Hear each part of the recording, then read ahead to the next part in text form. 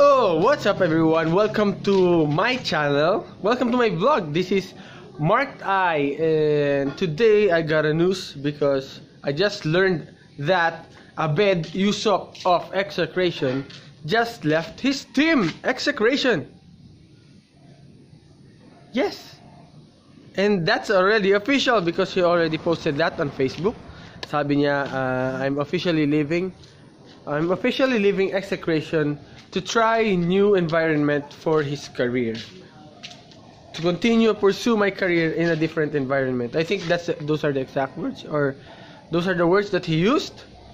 And yun nga, mukhang aalis na siya sa Execration. Nakakalungkot for me because that's the team where he started his international career with the Execration. As we all remember that he had his first TI run with the Execration, kasama sila Kimo, sila RR, tsaka iba pa.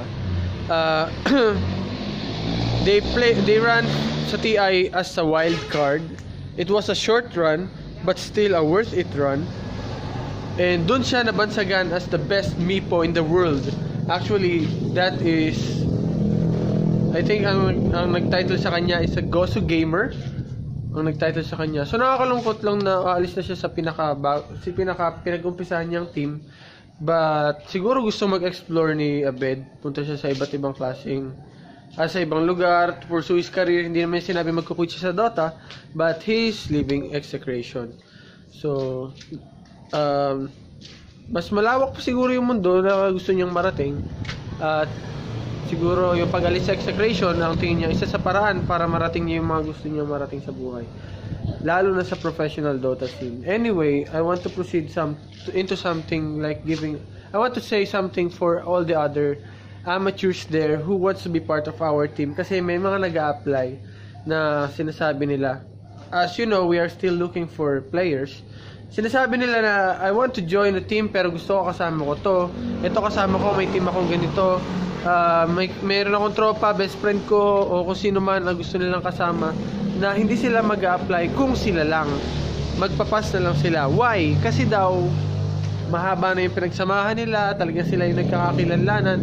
However, my point here kung bakit hindi ko hinahayaan yung ganun is, what will happen if one of you leaves? Diba? Will both of you leave the team pag umalis ang isa o pag natanggal ang isa?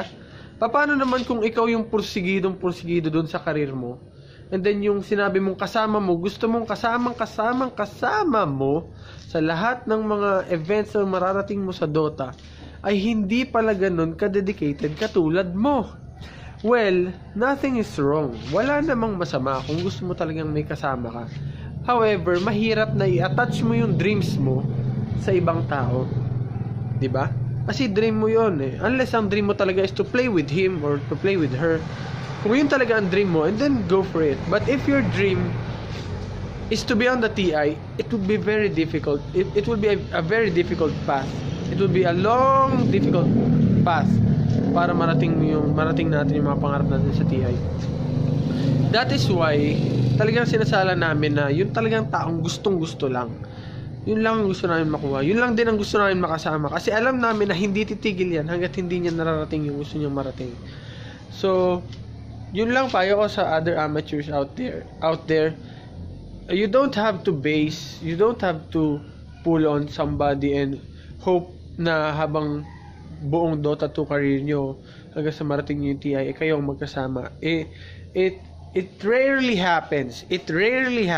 Okay? Especially kung hindi mo ganun kakakilala. Kasi paano nga ang mangyayari sa'yo if that one friend of yours just left and just suddenly stops doing it? What will happen to you? Anyway, that's my 2 cents for this event today, this news today. And I hope that you can join me on our journey. And this is a journey to TI. And hope to see you on our next videos. Bye guys. Stay high.